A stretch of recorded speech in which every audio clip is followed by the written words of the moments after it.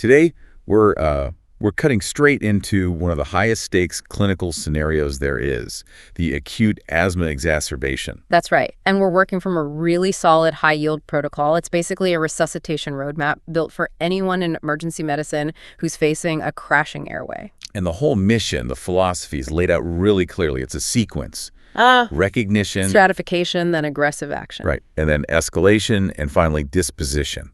You have to move through those steps fast because, well, the patient's respiratory reserve is just a ticking clock. It is. Every step has to be decisive. Okay, so let's just jump in with the single most counterintuitive, life-saving piece of knowledge in this whole thing. Because this is where I think the biggest mistakes can happen. If you walk into a room and you see a patient who is struggling, just desperately trying to breathe, and then all of a sudden they seem quiet, that's when you should be absolutely terrified. Absolutely. We call that the silent chest. And if you put your stethoscope on the lungs of a severely obstructed patient and you hear nothing, that is not a good sign. It's not improvement. It's the opposite. It's the literal sound of impending respiratory and cardiac arrest. Okay, let's unpack that. Yeah. Because it really does run counter to what we're all taught. You know, asthma equals wheezing. The louder the wheeze, the worse the attack. So why is silence so much worse than a loud whistle? Well, it all just boils down to physics, really. A wheeze is a sound, right? It's the sound of air being forced through constricted, narrowed airways. Okay, turbulence. Exactly, turbulence. But to create that sound, you still need a decent amount of air moving through the system.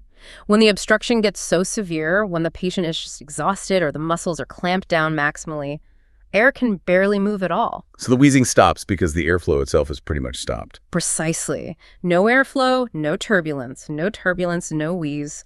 That silent chest has to be recognized immediately. It's a pre-terminal sign. You have to act, not just observe.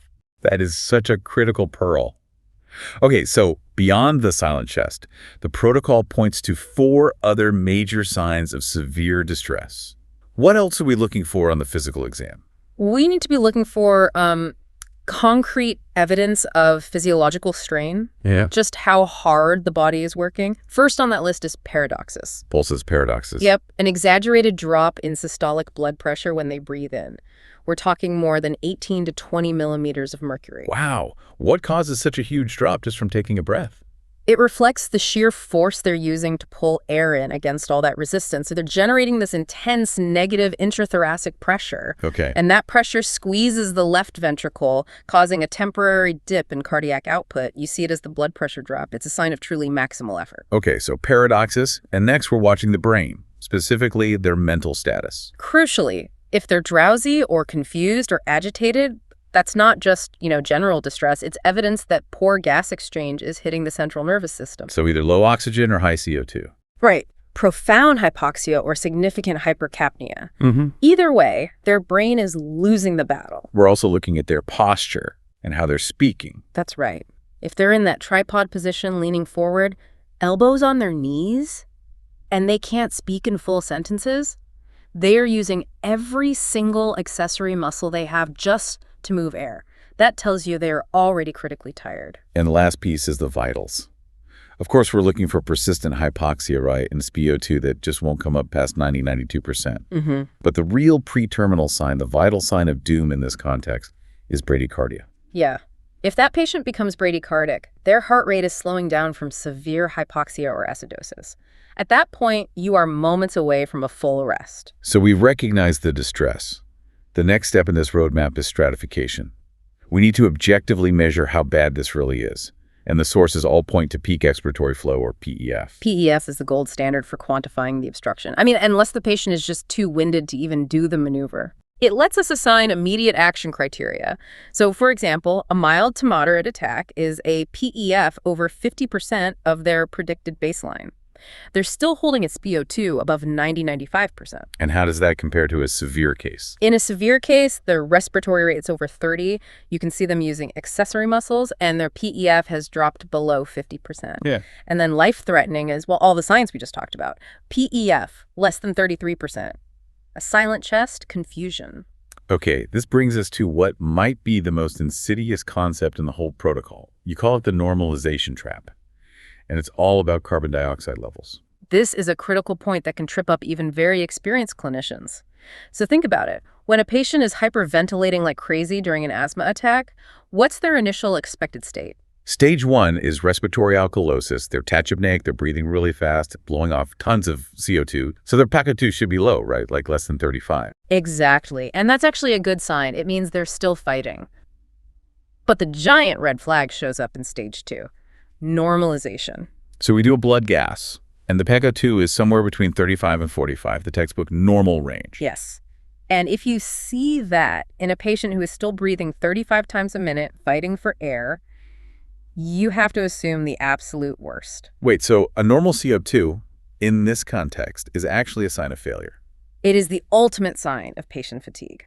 A tachypneic, distressed asthmatic should not have a normal PaCa2. Normalization means they can't keep up that intense hyperventilation anymore. The CO2 is starting to build up, their muscles are giving out. I see. So the argument is you cannot wait for stage 3, which is frank respiratory acidosis, where the PaCa2 is way over 45. Don't wait. Normalization is fatigue, and fatigue demands you go to maximal aggressive action right now. That insight is the bridge from stratifying the patient to treating them. That transition normal is bad. It forces our hand. We're now in the aggressive action phase, and we start with what the protocol calls the Holy Trinity. This is the foundation. You can't skip it. First, oxygen. Your goal is an SpO2 of 90 to 92%. Maybe a bit higher, over 95 if the patient is pregnant, but the main goal is just, avoid hypoxemia. Second, bronchodilators. We're hitting them with a DUA-neb, combining a SABA like albuterol with a THAMA ipratropium. Yeah, the standard is albuterol 2.5 to 5 milligrams nebulized every 20 minutes for 3 doses. And you add the ipratropium, half a milligram, for that synergistic effect. And if that doesn't work? If they're still severe after those first 3 nebs, you don't wait. You switch immediately to continuous nebulized albuterol. Run it at 10 to 15 milligrams an hour. Continuous delivery is key. And the third part of the Trinity, corticosteroids. We give them immediately, even though the effect is delayed. Why push them right away if they take 4 to 6 hours to work? Because you're preloading the system. You want those anti-inflammatory effects kicking in right when the immediate bronchodilators might be starting to wane. And the dose? Usually prednisone 40 to 60 milligrams by mouth. Or you could use methylprednisolone 125 IV. But what's often missed is that the oral bioavailability is just as good as the IV. So you only need an IV if they're vomiting or just too breathless to swallow? Exactly. Avoid an unnecessary line if you can. Okay, so if that Holy Trinity isn't cutting it after the first hour or so, we move to refractory management. And this is where magnesium sulfate comes in. Right. Magnesium is a smooth muscle relaxant. It basically works as a calcium channel blocker, which helps those tight bronchial muscles to, relax. And when do you use it? The indication is for severe asthma, so an FEV1 less than 25% or just clear failure of those initial nebulizers. And what's the delivery on that? It's 2 grams given IV, and you infuse it over a controlled 20-minute period. The data shows it's really effective at reducing hospital admissions in those severe cases. Now, what about the patient who is so tired or so obstructed that they just can't generate enough airflow to pull the nebulized meds into their lungs? Nebulizer failure. Yeah. That's a tough spot. You have to bypass the airways entirely. Yeah. And that's where we turn to systemic beta agonists. We're essentially injecting the bronchodilator right into their system. What agents are we talking about? Either epinephrine, 0.3 to 0.5 milligrams IM, the 1 to 1,000 concentration, especially if there's an anaphylaxis component or they're about to arrest. Or you can use terbutaline, 0.25 milligrams subcutaneously. I'm guessing there's a pretty big warning label on that approach. Oh, absolutely. Because you're hitting beta receptors everywhere, you have to be so careful about cardiac side effects. Ischemia, tachycardia, especially in anyone over 40 or with known coronary artery disease. It's a trade-off. You're trading respiratory benefit for cardiac risk. So if all that is failing, if the PaCa2 is starting to creep up, we have to escalate. And the first bridge, before we get to intubation, is non-invasive ventilation. BiPAP. BiPAP is all about buying time. It reduces the patient's massive work of breathing. The key mechanism here is something called PEEP stenting. Okay, I want to slow down here because this difference between intrinsic PEEP and external PEEP is, I think, central to this entire section. It is. So because of the bronchoconstriction, air gets trapped in the lungs. That's intrinsic PEEP or auto PEEP. And that is the bad guy here. Right. What BiPAP does is apply external PEEP from the machine. And that positive pressure physically holds the small airways open at the end of exhalation.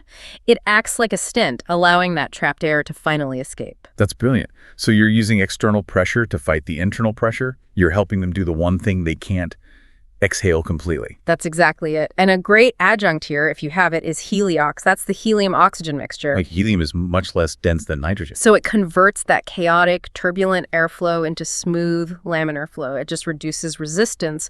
And this is a huge, but NIV is a bridge. It is not a destination. Don't delay the inevitable. Do not delay intubation if their mental status is getting worse or if they're hemodynamically unstable. Crashing on BiPAP is a disaster. Which brings us to the decision to intubate, which is often called a procedure of peril in asthma.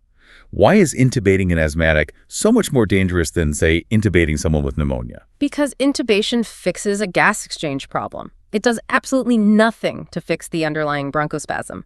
The resistance is still there. In fact, putting a tube in can make things worse at first. So it's a clinical call, not a numbers game. 100%. We intubate based on the patient in front of us. Cardiac or respiratory arrest, obviously, severe hypoxia that isn't responding to anything, utter exhaustion, and a deteriorating mental status. And that specific scenario of a silent chest with a rising POCO tube. Yes, and the risks are huge.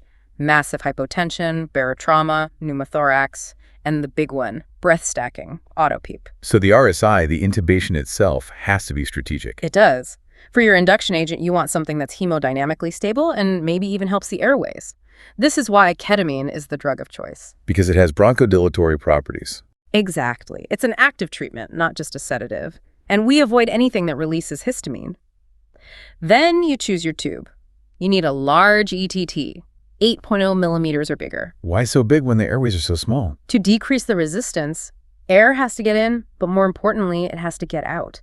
A wider tube means less flow resistance, and it makes it easier to suction out any thick mucus plugs. Okay, so they're intubated. Yeah. This brings us to the physiology of doom. Explain how auto-PEEP, that trapped air, can literally cause a cardiac arrest. It's a cascade. The patient can't exhale fully. The ventilator forces in the next breath on top of the air that's already trapped. This is dynamic hyperinflation, breath stacking. Okay. This causes a massive increase in intrathoracic pressure. It's like a vice clamping down on the vena cava. Blood can't get back to the heart. So venous return just stops. It plummets. Preload vanishes. The patient goes into obstructive shock and then PEA arrest. Terrifying. So the entire ventilator strategy has to be built around preventing that. And that strategy is permissive hypercapnia. Yes. Our goal is not to normalize the blood gases. It is to maximize exhalation time, period. We have to accept the high CO2 to save the patient. So what are the specific settings that do that? You use a low respiratory rate, 10 to 12 breaths a minute, sometimes even lower. This is non-negotiable. You are buying time for them to exhale. Okay, low rate. You pair that with a high flow rate, like 60 to 100 liters per minute. This shortens the inspiratory time. The result is a wide I to E ratio, like 1 to 4 or even longer. Lots of time to breathe out. Right. And you keep the tidal volume safe, 6 to 8 ml per kilo, and the PEEP low. 0 to 5. You deliberately accept a high PaSO2 and a low pH as long as it stays above, say, 7.15. You are prioritizing mechanics over chemistry to prevent the lungs from rupturing. And when you're troubleshooting the vent, you're looking at peak and plateau pressures.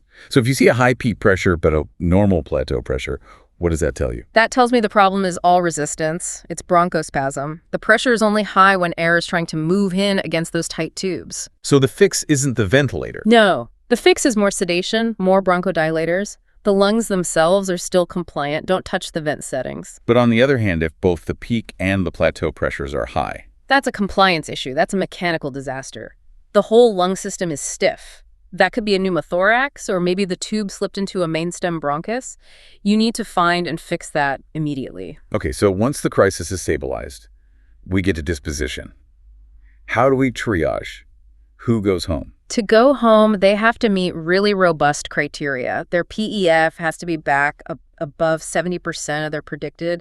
Their lungs need to be clear. They have to be walking around, and they have to stay improved for at least an hour after their last treatment. And their discharge prescription? A SABA inhaler and a 5-day course of prednisone, 40 to 60 milligrams. No taper needed. Okay. And if they still have a wheeze or their PEF is only in that 40 to 70% range? They get admitted to the ward for more treatment. And obviously, Anyone who is intubated or had those life-threatening signs like confusion or a rising CO2, they're going straight to the ICU. No question. Direct to the ICU for close monitoring. So this whole deep dive, really, from that initial shock of the silent chest all the way through to these really complex ventilator settings. Yeah. It's all defined by one theme. It is identifying patient fatigue, that PECA2 normalization, and then managing airflow resistance above everything else. It's sort of shift in focus, isn't it? From thinking about gas numbers to thinking about pressure and mechanics. So what does all this mean for you when you're standing at that bedside? If you think about every single major decision we've covered, BiPAP stenting, using ketamine, the large ETT, that aggressively low respiratory rate on the vent, it all hinges on one simple physiological truth. And that truth is, asthma is fundamentally an exhalation problem. That's it. Recognizing that incomplete exhalation is the physiology of doom. It changes everything. It dictates every single treatment choice you make. Your whole mission becomes about preventing air stacking, about getting air out, not just forcing it in. That's the difference between saving a life and watching a patient go into cardiac arrest. A deep dive that starts with silence and ends with a very carefully controlled breath. Thanks for joining us for this breakdown. We'll see you next time.